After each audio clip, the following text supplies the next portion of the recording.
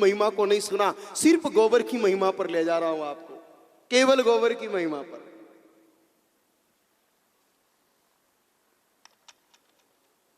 लोग आजकल दूध का हिसाब लगाते हैं ना कि दूध महंगा पड़े, गाय कम दूध देवे, दूध चाहिए ही नहीं। किसको चाहिए? आप गाय माता सिर्फ गोबर के लिए रखो। किसके लिए? जोर से बोलो। आइए गोबर की महिमा सुनोगे। मच्छिंद्रनाथ जी एक बहुत बड़े तपस्वी संत, एक दिन घूमते घूमते गांव में गए। जैसे इस गांव में पहुंचे, एक बहुत बड़ा मकान दिखाई दिया। उस मकान के सामने जाकर के और मच्छिंद्रनाथ जी ने आवाज लगाई, आदेश आदेश मां भिक्षाम देही। एक मैया निकल करके आई, भिक्षा लाई, महाराज की झोली में डाल दी। महाराज ने देखा कि उसका चेहरा बहुत उदास था, भिक्षा देने वाली मां का। कहा, मां कुछ दुख है? महाराज दुख बहुत बड़ा है। कि मां क्या दुख है? कि महाराज बहुत बड़ा घरबार संसार लेके बैठी हूं, लेकिन संतान नहीं है, इसको खाने वाला कोई नहीं है। दुखी देख करके महाराज ने अपनी झोली में से भस्मी निकाली, भभूति, और उस भभूति को उस मैया को दे दिया। कहा, मैया आज खा ले, 9 महीने बाद तेरे लाला हो जाएगा। वो मैया उस भस्मी को, विभूति को लेकर के अपने घर में चली गई और मच्छिंद्रनाथ जी भी चले गए।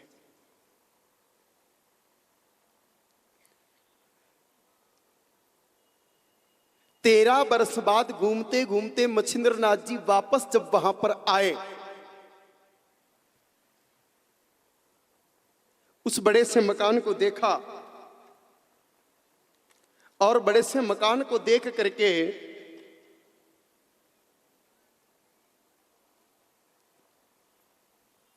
सोचा कि यहां तो मैंने भस्मी दी थी, अब तो मां के लाला 12 साल का हो गया होगा। बच्चे को देखने के लिए आवाज लगाई, आदेश मां भिक्षाम देही। वही मां निकल करके आई, लेकिन चेहरा उदास। महात्मा जी ने भिक्षा नहीं ली और पूछ लिया, मैया क्या बात हुए, दुख नहीं मिटा? कि महाराज बिल्कुल नहीं मिटा। कि लाला नहीं हुआ? कि महाराज नहीं हुआ। कि मैया आपने वो भस्मी नहीं खाई? कहा, महाराज नहीं खाई। कहा, मैया क्यों नहीं खाई? कहा, क्षमा करना महाराज, उस समय तो मैं शंका शर्म में आपको कह नहीं पाई, लेकिन जैसे ही भीतर लेके गई उस भस्मी को खाने की इच्छा हुई।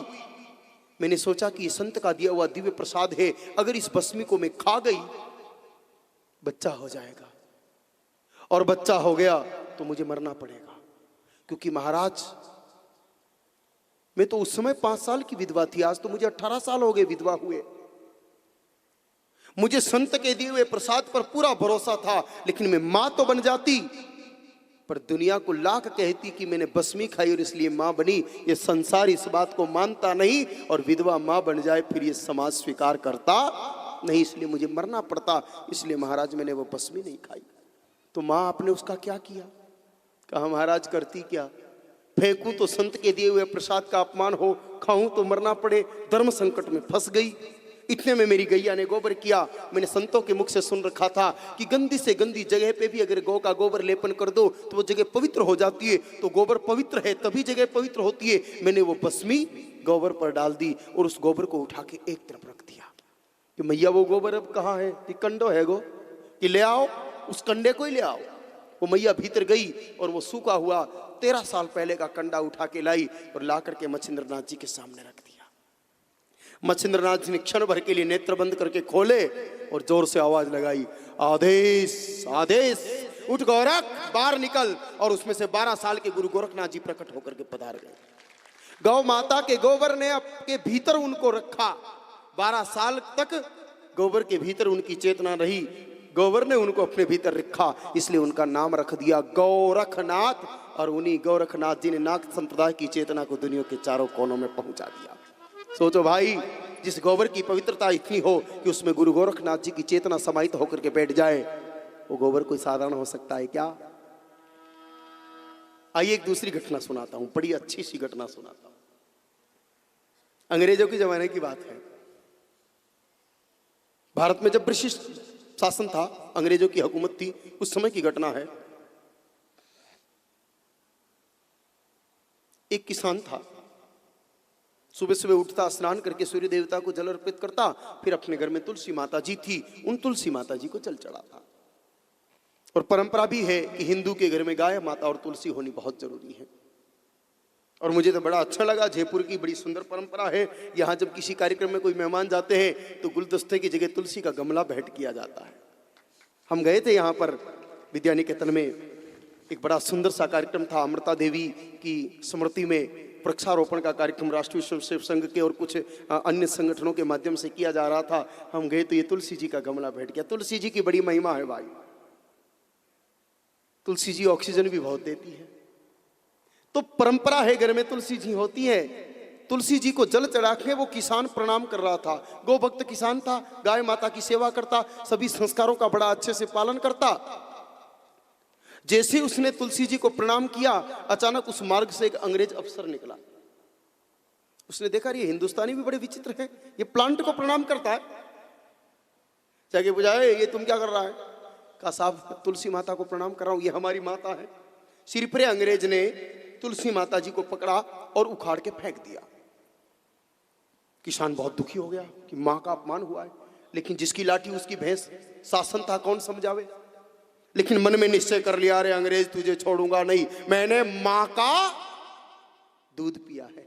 पहले कहते थे ना, आजकल ये भी भूल गए, क्योंकि माँ का दूध पीता कौन है। बचपन में बोतल का दूध पिया, बाद में होटल का दूध पिया, ना तो जन्म देने वाली माँ का दूध मिला, ना गौ माता का दूध मिला। पहले तो बात बात पर यही कहते कि माँ का दूध पिया हो तो आजा, अब तो कहते थम्स अप पिया हो तो आजा, कोका कोला पिया हो तो आजा। अरे बेचारे के हाथ पैर कीर्तन कर रहे हैं जहर पी पी के, क्या आएगा वो और क्या करेगा।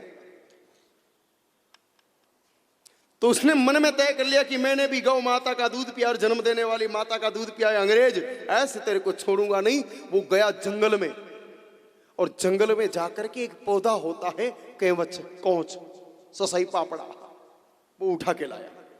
बड़ा हाथ पे कपड़ा बांध के गया, उखाड़ के लाया। बड़ी खुजली चलती है उससे, तो ऐसे तो अगर छू लो तो। ला करके गमले में लगा दिया और देखने लगा कि वो अंग्रेज कब आवे। और जैसे वो अंग्रेज के आने का समय हुआ, वो लंबा होकर के उस पौधे को प्रणाम करने लगा। फिर आया अंग्रेज, ये क्या करता है? कहा हमारी तुलसी मैया को तो आपने खत्म कर दिया, इसलिए कैवच बाप को प्रणाम करके काम चला रहा हूं। उसने कल की भांति उसको भी पकड़ा और उखाड़ करके फेंक दिया। लेकिन वो तो हाथ लगाते कि खुजली इतनी चली कि एक बार कैवच की खुजली शुरू होती है तो फिर खत्म होने का नाम नहीं देती। बंदरिया की तरह नाचने लगा वो तो, खुजलावे खुजलावे। कहा क्या हो गया? कहा हमारा कैवच बाप तुम पे नाराज हो गया, तो अब क्या करना पड़ेगा? कहा एक ही उपाय है, अब तो हमारी एक मैया है और गैया, अगर उसके गोबर से तुम स्नान करो, वो भी बीच बाजार वस्त्र उतार करके, तब जाकर के ये दुख मिट सकता है। उसने कहा जो करना हो सो करो। उसको बीच बाजार में वस्त्र उतार करके गैया के गोबर को रगड़ रगड़ के नहलाया, तब जाके उसको शांति मिली। उसने कहा भाई आज के बाद तेरी तुलसी मैया को मानूंगा, कैवच बाप को मानूंगा, और तेरी गैया मैया को तो कभी भूलूंगा ही नहीं। तो गौ माता के गोबर में इतना चमत्कार है कि अगर आपके शरीर को कोई ऐसा तत्व छू जाए जिससे आपको बहुत खुजली चले, तो तुरंत गोबर रगड़ने से समाप्त हो जाती है। गोबर में विष को खींचने की शक्ति है। गर्मी का मौसम चल रहा है, पसीने की बहुत बदबू आती है, क्या करते हो आप? चिक चिक डिओड्रेंस। हे भाई कितनी भी बड़ी कंपनी का डिओड्रेंस ले आओ, वो 10-15 मिनट, 1 घंटा, आधा घंटा, 2 घंटे बाद फिर से बदबू देना शुरू कर देता है। अगर आप चाहो कि आपके शरीर में से 24 घंटे तक बदबू नहीं आए, उपाय एक बार करके देखना, जिंदगी में कभी छोड़ोगे नहीं। देसी गाय माता का गोबर लो, उसको बढ़िया मालिश करके 5 मिनट तक शरीर पर लगा रहने दो, और फिर ठंडे पानी से स्नान कर लो। साधारण नाक से तो कोई बदबू नहीं पता चलेगी, किसी लेबोरेटरी के यंत्र से भी बदबू नहीं आएगी शरीर में, क्योंकि सारे पॉइजन को खींच लेता है। और त्वचा इतनी मुलायम हो जाती है कि पूछो मत। दुनिया की कोई क्रीम या कोई साबुन जितनी त्वचा को मुलायम नहीं कर सकता, इतना गौ माता जी का पवित्र गोबर मुलायम कर देता। एक बार जो नहा लिया वो जिंदगी में कभी फिर गौ माता के गोबर को छोड़ेगा नहीं। सप्ताह में एक बार नहाते रहो, चर्म रोग कभी होगा नहीं, फुंसियां होगी नहीं, जहर सारा खत्म होता रहेगा। गोबर का चमत्कार क्या बताएं भाई। गोबर की महिमा सचमुच अपार है। एक महात्मा हुआ करते थे मेरे भाई बहनों, जो अयोध्या में रहते थे। छावनी में उनका आश्रम था। गोबर का कमाल सुनना। मैं फिर पहले आध्यात्मिक पक्ष रख दूं, फिर गोबर का वैज्ञानिक पक्ष भी आपके सामने रखूंगा, क्योंकि जिस गोबर को हम साधारण मान रहे शक्ति है उसमें। छावनी में अयोध्या में महाराज जी रहते थे। कौशल किशोर दास जी नाम था उनका। बड़े गौभक्त थे। उनके गुरुजी बहुत सिद्ध थे। कौशल किशोर दास जी के जो गुरुदेव जी थे वो बड़े ही सिद्ध थे। वो जब उम्र उनकी अधिक हो गई, उनके लाखों शिष्य थे। उन्होंने सोचा कि किसी को गुरु गादी सौंपनी चाहिए। अब मेरा ठिकाना ही नहीं, बाद में कहीं झगड़ा ना हो जावे। इसलिए उन्होंने एक बहुत अच्छे वेद जिसको कंठस्थ थे ऐसे ज्ञानी शिष्य को नियुक्त किया कि भाई ये मेरी इस गादी को संभालेगा। और गुरु गादी जब संभलाई जाती है तो बड़े बड़े आश्रम में बड़े बड़े उत्सव होते हैं। देश विदेश से लाखों संत आए। खूब उत्सव मन रहा था। चारों तरफ सजावट थी, खूब बढ़िया अच्छा पकवान बन रहे थे। जब मुहूर्त का समय हुआ गुरु गादी पर बिठा करके चादर ओढ़ाने का, तो संतों ने कहा महाराज जी शिष्य को बुलाओ, सेवक को भेजा, जाओ बुला के लाओ जल्दी। सेवक जा करके आया और कहा महाराज जी को कि महाराज अभी तैयार हो रहे हैं। इतना सुनते ही कि महाराज को लगा रे कि अभी तक तो वो गुरु गादी पर बैठा नहीं, युवराज बना नहीं, और उससे पहले ही तैयार हो रहा है, तो महंत बन जाने के बाद क्या करेगा। उनका नहीं नहीं नहीं, मुझे दूसरी तलाश करनी चाहिए। सभी संत महात्माओं को हाथ जोड़ के कहा आप कुछ समय विराजे, लौट के आता। उन्होंने पूरे आश्रम का एक चक्कर लगाया। सब लोग उत्सव में व्यस्त थे, लेकिन कौशल किशोर दास जी जो उस समय बाल अवस्था में थे, गाय माता का गोबर उठा रहे थे, सबसे बेखबर। क्योंकि गुरुदेव ने काम सौंप रखा था कि बेटा सभी गायों का नित्य गोबर तुझे उठाना है। अभी काम बाकी था, गोबर उठा नहीं तो उस स्थान को छोड़ नहीं सकते। भाव से गोबर उठा रहे थे। गुरुजी ने जाकर के हाथ पकड़ा, कहा चल। कहा प्रभु कहां चलना है। कहा तुझे युवराज बनाते हैं, गुरु गादी पर बिठाते। कहा प्रभु मुझे तो कुछ भी नहीं आता। कहा कोई बात नहीं, तुझे गोबर उठाना तो आता है। जिसको गोबर उठाना आता उसको सब कुछ आ जाएगा। कहा चल तू तो। कहा प्रभु मैं कहां योग्य हूं। कहा यही तेरी योग्यता है। कहा ठीक है प्रभु, मैं थोड़ा हाथ धो लूं गोबर। का ये हाथ धोने के बाद तेरे पास बचेगा क्या योग्यता के लिए जो मैं तुझे ले जाऊंगा। इसी गोबर के कारण तो मैं तुझे ले जा रहा हूं। हाथ पर गोबर लगा हुआ था और उनको ले जाकर के गादी पर बिठा दिया और उनका नाम कौशल किशोर दास जी उसी समय रखा। उनके बाद उनके आश्रम में इतनी गौ सेवा हुई और इतने प्रख्यात हुए वो अयोध्या में कि उनके आश्रम से बड़े बड़े सिद्ध निकले और उन्होंने सनातन धर्म की रक्षा के काम किए। तो हाथ पर लगे हुए गाय के गोबर का तो इतना कमाल है कि साधारण बालक को भी इतना महान संत बना दे। गोबर की बड़ी महिमा है भाई। मैं तो कहूं कि गोबर की सेवा, अगर आप किसी गौशाला में जाओ ना और अगर आपको गोबर की सेवा मिले तो खुशी खुशी ले लेना। ये गोबर तो गोविंद को बुला देता है। एक घटना है, एक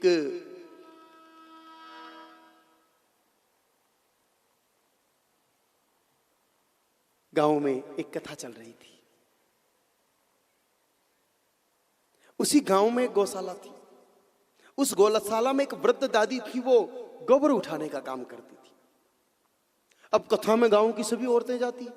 वो दादी को भी रोज कहती दादी तू भी चल कथा सुन, महाराज जी चौकी कथा कह रही है। हालांकि आजकल की माताएं तो ये प्रचार नहीं करती, आपा हुंडला पड़ोसी नहीं होने ठीक रहे। हाँ ज्यादा प्रचार प्रसार नहीं करते हैं ना आप लोग, लेकिन उस समय बड़ा रिवाज था। अरे चौकी कथा चल रही, चल चल चल चल, सबको ले जाती। वो दादी के भी पीछे पड़ गई मोहल्ले भर की औरतें कि चलो चलो चलो। दादी ने कहा भाई मैंने तो गोबर उठाना पड़े, मुंह नहीं आ सकूं। औरतों ने इतनी जिद की कि माई तू तो 2 मिनट ही चाल, पर एक बार तो चालना पड़े। गोबर के हाथ भरे हुए चली पड़ी। कहा चलो। जाकर के महाराज की कथा बीच में रोक दी। देखो महाराज मैंने ज्यादा टाइम को नहीं, मैंने तुम्हारी गायों को गोबर उठाना पड़े था, तो मैंने ही तो बता दो कि मैंने क्या करना है। मेरे को ये बता दो कि मैं क्या करूं। कहा माई तू गौशाला में गोबर उठावे कि हाँ महाराज, कि बस तू तो ये गोबर उठावे, यदि उठा के माथा पे रखे टोकरी और जटे खड्डा में डालवा जावे, डालते समय कह देना कि ले भगवान यो थारे, बस इतो कर दे तू, तो और कहीं मत कर।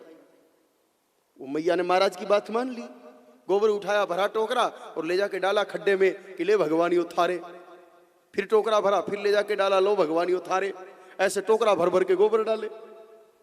नारद जी पहुंच गए वैकुंठ, नारायण नारायण नारायण करते हुए। देखा तो भगवान इतने इतने गोबर में बैठे हुए। नारद जी ने पूछा, प्रभु कोई चर्म रोग हो गया? आप तो इन सब चीजों से दूर हो, फिर ये गोबर स्नान क्यों? कहा, अरे नारद, तू तो जानता है कि मुझे जो श्रद्धा से देवे मैं लेऊं, और गोबर जैसी पवित्र चीज को भला मैं कैसे इनकार कर सकूं? एक मैया है बुढ़ी दादी, वो आवे और टोकरो भर भर के डाले कि ले ठाकुर थारे, तो मेरे को तो स्वीकार करना पड़ रहा है। इतने में एक टोकरा और आ गया। नारद जी के देखते देखते मामला यहां तक पहुंच गया। नारद जी ने कहा, प्रभु चेतो, नहीं तो अब अंदर जाएगा। थोड़ी देर हुई, एक टोकरा फिर भर के लाई और लाखिर के जोर से कि लो भगवान यो थारे। वहीं उस गोबर के खड्डे पर भगवान चार भुजानाथ प्रकट हो गए कि ला माइयो मारे। हे भाई, गोबर का तो इतना कमाल है। गोबर से ही तो गणेश जी प्रकट हुए हैं। जिनको नहीं ज्ञात हो वो सुन लो कि भगवान गणाधिनायक गणेश जी, जिनको सारी दुनिया प्रथम पूजती है, उनका प्रकटीकरण कैसे हुआ?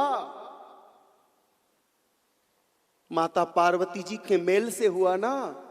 बोलो, माता पार्वती जी उपटन लगा के स्नान कर रही थी, फिर उनको याद आया कि भोले बाबा संहार के लिए चल पड़े हैं, कोई है नहीं। किसी अगर जीव ने देख लिया, इंसान तो क्या देखे, किसी जीव ने भी देख लिया तो मेरा पतिव्रत धर्म खंडित हो जाएगा।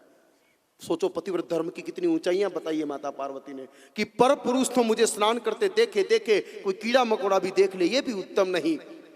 ऐसा जान करके कोई रक्षा करने के लिए चाहिए, किसको रक्षक बनाऊं?